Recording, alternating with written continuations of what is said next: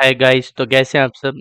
भाई जैसे कि आप सब जानते हैं कि अपनी एनसीईआरटी कवर कर रहे हैं और आज हम अपनी एनसीईआरटी का चैप्टर फिफ्थ करने वाले हैं जिसका नाम है जल। तो आज हम अपने चैप्टर फिफ्थ को पढ़ने वाले हैं। तो ये जब भी हम वाटर के बारे में पूछ सोचते हैं, जब भी हम पानी के बारे में सोचते हैं तो हमारे दिमाग में जो है झील, नदी आदि आने लग जाते हैं और नल के जल आदि के बारे में हम सोचने लग जाते हैं। लेकिन जैसे कि हमारी बारिश होती है हमारी पृथ्वी पर, तो बारिश से जो जल पानी होता है वो ज़्यादातर गड्ढों में भर जाता है। जो गड्ढे जो होते हैं वो पानी से भर जाते हैं, लेकिन दोपहर तक जो पानी होता है वो सब चला जाता है। ये जो वाटर होता है, ये जो पानी होता है, ये सूर्य की जब तपिश लगती है, जब ताप गर्मी आती है, ताप लगता है, उसके कारण वाष्पित हो जाता है। वाष्प बनकर उड़ जाता है, और जब ये वाष्प होती है, जब ये ठंडा होने पर एक साथ मिलकर ये बादल का रूप ले लेती है। और ये जो बादल होते हैं, बादल जो होते हैं, यहीं से वर्षा होती है। वो जो बादल होते हैं, बादल बारिश के रूप में नहीं, बर्फ और ओलावृष्टि आदि के रूप में धरती पर आने लग जाते हैं या फिर ये समुद्र में गिर जाते हैं, और इस प्रकार जो है जल चक्र चलता रहता है। इसी प्रकार जो जल चक्र होता है वो चलता रहता है। और इसी प्रकार जो जल है, जल जो अपना स्वरूप बदलता रहता है। जल जो है वो स्वरूप बदलता रहता है। और जो हमारी जो पृथ्वी है, हमारी पृथ्वी थलसाला की तरह है। जो हमारी पृथ्वी है वो थलसाला की तरह, और जो जल चक्र है वो ऐसे ही चलता रहता है, जैसे कि वर्षा हुई या नदी के द्वारा जो पानी है, पानी कहीं किसी चीज में भरा रहता है या नदी से वाष्प होकर ठंडा होकर संघनित होकर वाटर बन जाता है, फिर उसकी वाटर सॉरी बादल बन जाता है। बादल से फिर बारिश या बर्फ या ओलावृष्टि के द्वारा जो पृथ्वी पर आ जाता है, समुद्र में गिर जाता है, और इसी प्रकार जो है जल चक्र बनता रहता है। अब जैसे कि हमारी जो पृथ्वी है वो थलसाला के समान है। जो जल है, जो शताब्दियों पूर्व उपस्थित था, वह आज भी हमारी पृथ्वी पर मौजूद है। और जिस जल का आज हम प्रयोग कर रहे हैं, हो सकता है कि वो सैकड़ों वर्ष पहले किसी नदी में या अमेजन की नदी में बहता हो। या नल का हम सॉरी जिस जल का हम उपयोग कर रहे हैं हरियाणा में सिंचाई के लिए, आज वो अमेजन की नदी सैकड़ों वर्ष पहले वो अमेजन की नदी में बहता हो या किसी और समुद्र में बहता हो। तो इसी प्रकार जो हमारा जल चक्र है वो चलता रहता है। थलसाला क्या होती है? थलसाला एक कृत्रिम घर होता है। जो घर छोटे होते हैं उनमें पौधे आदि रखने के लिए एक कृत्रिम घर बना देते हैं, जैसे कि आप इसे देख रहे हैं। उसमें पौधे आदि को आज दिए जाते हैं, उसे ही हम क्या कहते हैं? थलसाला कहते हैं। अब देखिए जो अलवण है, अलवर जल जो है, जो बिना लवण के है, बिना नमक वाला खारा पानी नहीं है। जो अलवर जल के जो मुख्य स्रोत होते हैं, मुख्य रूप से जो स्रोत होते हैं वो नदी होते हैं, तालाब, सोते, हिमनद, ये सभी जो होते हैं ये अलवण बिना खारे पानी, जो मीठा पानी बोलते हैं, उसके स्रोत होते हैं। अब जो हमारे महासागर और समुद्र हैं, ये इनका जो जल होता है, इनका जल लवणीय होता है, मतलब ये इनका जो जल जो होता है वो खारा होता है। और जो महासागर का जो जल होता है वो सोडियम क्लोराइड का जो जल, सोडियम क्लोराइड जो होता है जो महासागरों के जल में मिला होता है, जिसे हम खाना बनाने में उपयोग किए जाने वाला नमक जो होता है हमारा सोडियम क्लोराइड, वो मिला हुआ होता है, जिसमें समुद्रों में मिला हुआ होता है।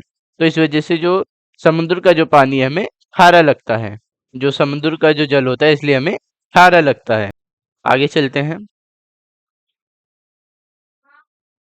जैसे कि आप ये मैप देख रहे हैं, मैप जो विश्व के जो प्रमुख जल स्रोत हैं और समुद्र हो गए, नदी आदि का ये मैप है। जैसे कि हिंद महासागर दे रखा है, हमारा दक्षिण अटलांटिक महासागर, उत्तरी अटलांटिक महासागर, प्रशांत महासागर, और जो भारत की जो प्रमुख नदियां हैं, ब्रह्मपुत्र और गंगा नदी, ये सभी के यहाँ पर मैप दे रखे हैं। तो आगे बढ़ते हैं। तो नेक्स्ट टॉपिक है हमारा जल का वितरण। देखिएगा, देखिए जैसे कि हम सभी जानते हैं, जो हमारी पृथ्वी है, उस पृथ्वी जो तीन चौथाई जो भाग है वो हमेशा जल से ढका रहता है, मतलब वो जल से ढका हुआ है। और यदि जो पृथ्वी है, हमारी पृथ्वी पर जल थल की अपेक्षा, धरती की अपेक्षा जल ज्यादा है, तो बहुत सारे ऐसे भी तो देश हैं जहाँ पर जो जल की ही कमी का सामना करना पड़ता है। देखिए ये ऐसे करना पड़ता है क्योंकि जो समुद्र का जल जल होता है वो खारा होता है, वो हमारे यूज के लिए नहीं होता है। जो समुद्र होता है, समुद्र के जल में लवणता होती है। अब लवणता क्या होती है? ये जैसे कि 1000 ग्राम जल है, 1000 ग्राम जल में मौजूदा जो नमक की मात्रा होती है उसे हम लवणता कहते हैं। जैसे कि जो महासागरीय जल जो होता है उसमें 35 ग्राम प्रति 1000 किलोग्राम मात्रा होती है लवण की, तो इसलिए जो महासागरीय जल होता है वो काफी खारा होता है। अब जो हमारी पृथ्वी है, पृथ्वी पर जो महासागरों का जल है वो 97.3% है। 97.3% जो जल है वो महासागरों का है। अब 2.7 जो जल है ये ही बस यूज के लिए है। अब इसके अलावा ये जो नदी तालाब आदि में भी जो जल है वो बटा हुआ है। अब जो बर्फ क्षत्रक है, जो बर्फ आदि है, उनमें जो जल है, उनमें जो जल है वो 2% जल है। और भूमिगत जो जल है जिसे हम ज्यादा यूज करते हैं वो 0.68% है। और झील का जो अलवण जल है, जो जिसमें नमक नहीं है, कुछ झीलें ऐसी भी होती हैं जो खारे पानी की झील होती हैं, जैसे कि कैस्पियन सागर जो विश्व की सबसे बड़ी झील है। और जो झीलों के जिनमें लवणता नहीं है उसके 0.9% जो जल है। और स्थलीय समुद्र एवं नमकीन जो झीलें हैं जिनमें लवणता है वो 0.09%। और जो वायुमंडल में जो मौजूद है, जो वाष्पित जल है, जो बारिश के द्वारा या ओलावृष्टि या बर्फ गिरकर जो गिरने वाला जल है वो 0.0019% है। और नदियों में जो जल है, जो विश्व की संपूर्ण नदियों में 0.001% जल है। तो इस तरह जो हमारा जल है पृथ्वी पर उसका विभाजन होता है। देखिएगा, जो महासागरों में जो जल है, सबसे ज्यादा जो लवणता है जल में वो इजराइल के मृत सागर में है। वहां पर प्रति हजार किलोग्राम जल में 340 ग्राम 340 किलो 340 ग्राम लवणता मौजूद है। मतलब इतना 340 ग्राम हर एक किलो वाटर में जो नमक है वो मौजूद है। तो इसी वजह से जो तैराक हैं इसमें प्लव कर सकते हैं, क्योंकि इसमें नमक की जो अधिकता है, जो नमक है वो काफी अधिकता है नमक की, तो इससे इसमें सघन बना देती है जो नमक की अधिकतमता, नमक का ज्यादा होना। तो आगे पढ़ते हैं। अब जो जल होता है, जो वाटर होता है, वाटर जो होता है, जो हमारी लाइफ होती है उसमें बहुत ही ज्यादा इंपॉर्टेंट होता है। और जैसे कि प्यास बुझाने के लिए जो हम वाटर होता है वो बहुत ज्यादा इंपॉर्टेंट होता है, हमारी प्यास बुझाता है। लेकिन वाटर जो होता है बहुत सारे कामों में जो यू इस्तेमाल किया जाता है, यूज किया जाता है, लेकिन जो वाटर है, वाटर को हम बहुत ज्यादा लापरवाही से काफी वेस्ट कर रहे हैं। लेकिन जो वाटर है बहुत ज्यादा बहुमूल्य संसाधन है। तो आगे पढ़ते हैं।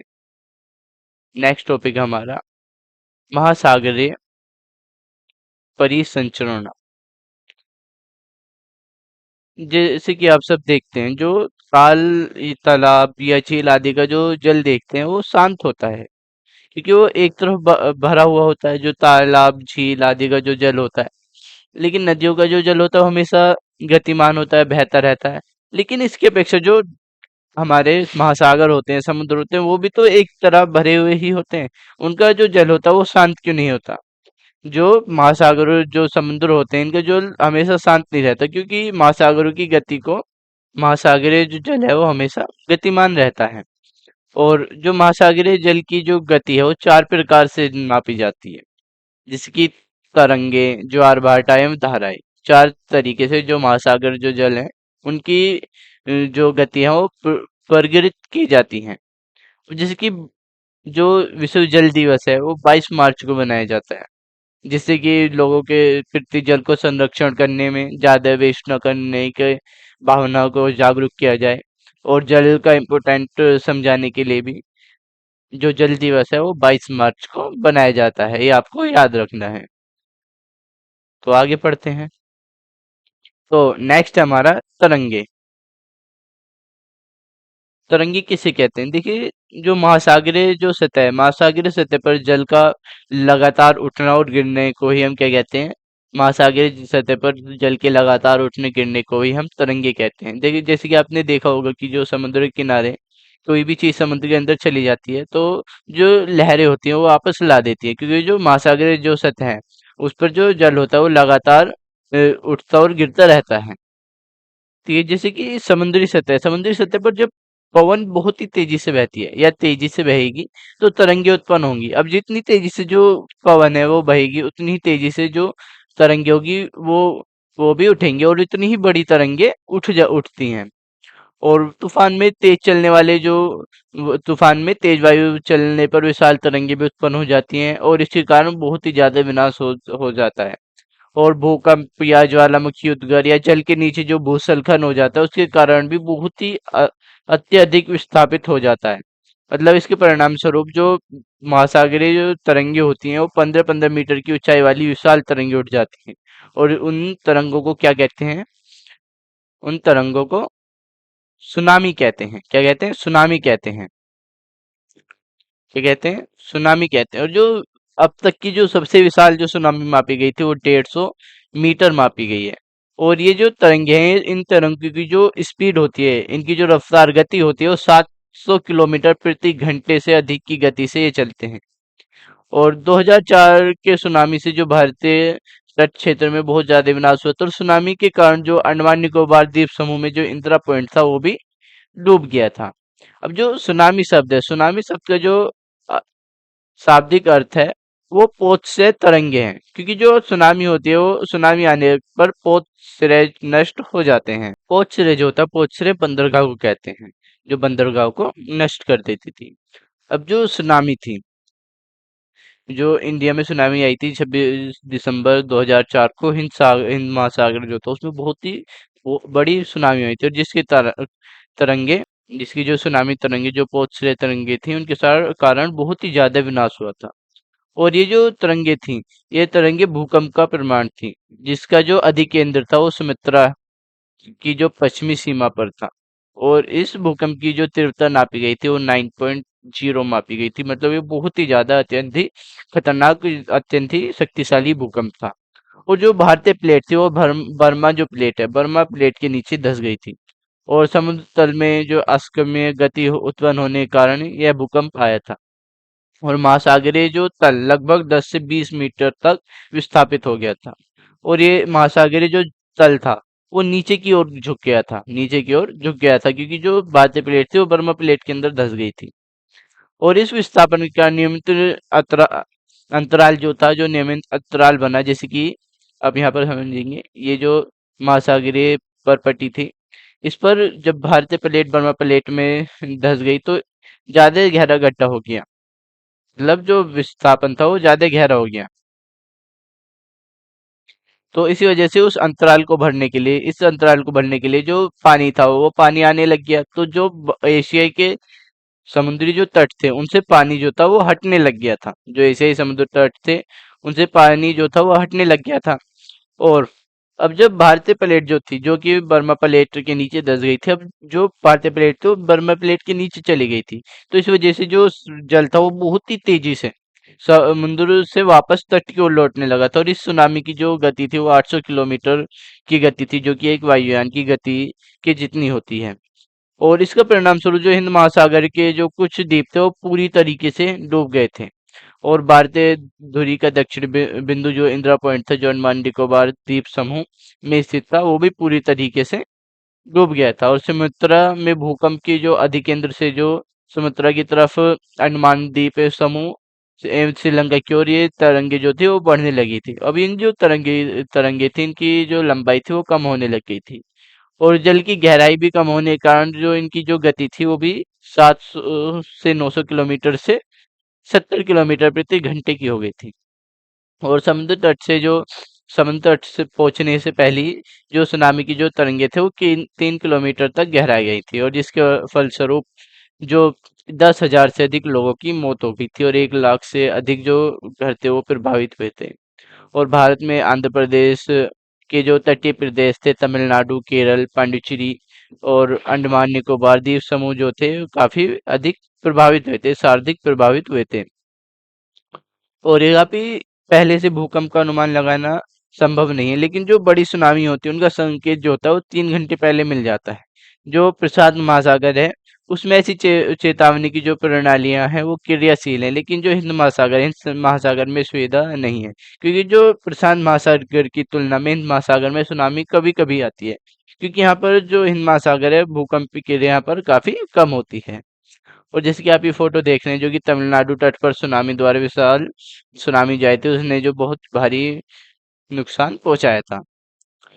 तो जो दिसंबर 2004 में जिस सुनामी ने दक्षिण पूर्वी एशियाई तट पर तबाही मचाई थी, वो पिछले कई सौ वर्ष की सर्वाधिक विनाशकारी सुनामी थी। पिछले कई सौ वर्ष में ऐसी विनाशकारी सुनामी नहीं आई थी। और हिंद महासागर में निरीक्षण और आरंभिक चेतावनी की प्रणालियां हिंद महासागर के जो तटीय निवासियों को जागरूकता की कमी के कारण यहाँ की जो संपत्ति थी बहुत ही अत्यधिक क्षति हुई थी। ये जो सुनामी होने की जो प्रथम जो संकेत होते हैं कि जो तट जो होता है, तट से जो जल होता है वो तेजी से हटने लग जाता है। जो तट होते हैं उन पर जल की कमी आने लग जाती है, फिर एकदम से विनाशकारी जो तरंगे होती हैं वो उठने लग जाती है। और जब तट पर ऐसा होता है तो लोग ऊंचे स्थान पर न जाकर उस रोमांच जगह चंबे को देखने में एकत्रित हो जाते हैं। तो इसके फलस्वरूप जो सुनामी आती है वहां पर खड़े बहुत सारे दर्शकों को बहा कर ले जाती है और उनकी मौत हो जाती है। इसी वजह से जो ज्यादातर जो लोग थे उनकी मृत्यु हुई थी। तो नेक्स्ट है हमारा ज्वार भाटा। नेक्स्ट टॉपिक है हमारा ज्वार भाटा। देखिए जो ज्वार भाटा है वो दिन में नियमित 2 बार उत्पन्न होता है। दिन में 2 बार नियम से महासागरीय जल का उठना और गिरने को ज्वार भाटा कहते हैं। और जब सर्वाधिक ऊंचाई तक जल उठ जाता है और तट के बड़े हिस्से को डुबा देता है तो उसे हम क्या कहते हैं? उसे हम ज्वार कहते हैं। ज्वार कहते हैं। जब जल अपने निम्नतम स्तर पर आ जाता है तथा पीछे चला जाता है तो उसे हम भाटा कहते हैं। और ये ज्वार भाटा जो उत्पन्न होता है ये सूर्य एवं चंद्रमा की जो शक्तिशाली गुरुत्वाकर्षण बल है, ग्रेविटेशनल फोर्स है, उसके कारण पृथ्वी की सतह पर ज्वार भाटा आता है।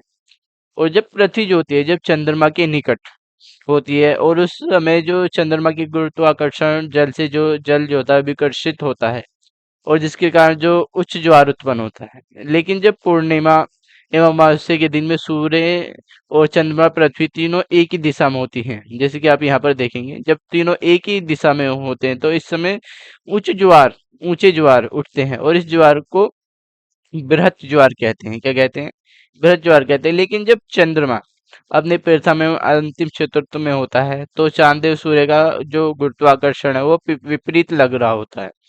तो इसके फलस्वरूप जो ज्वार होता है वो लघु ज्वार भाटा कहलाता है।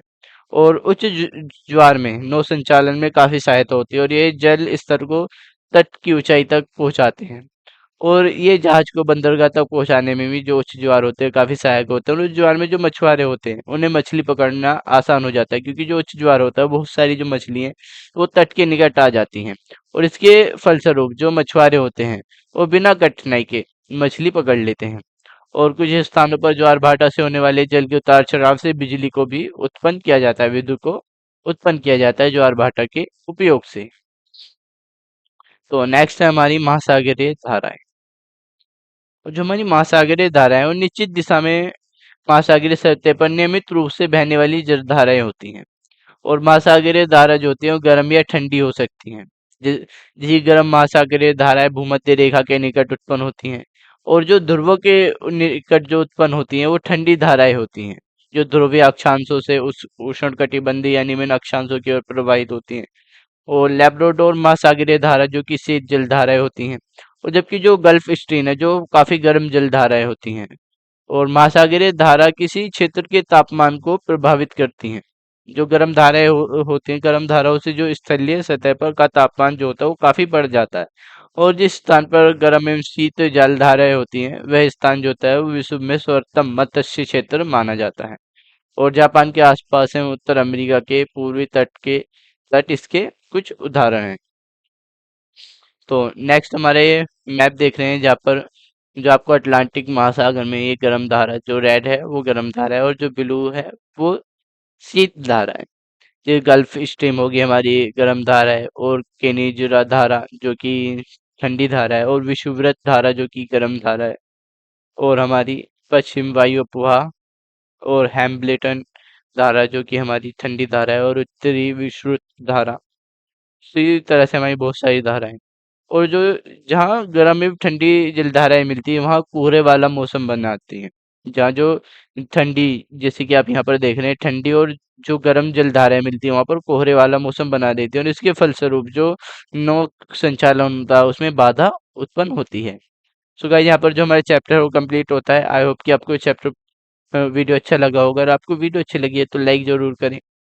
अगर आप हमारे चैनल पर पहली बार आए हैं तो चैनल को सब्सक्राइब करें और साथ ही बेल आइकन को प्रेस करें। तो मिलते हैं नए वीडियो में, तब तक के लिए बाय बाय।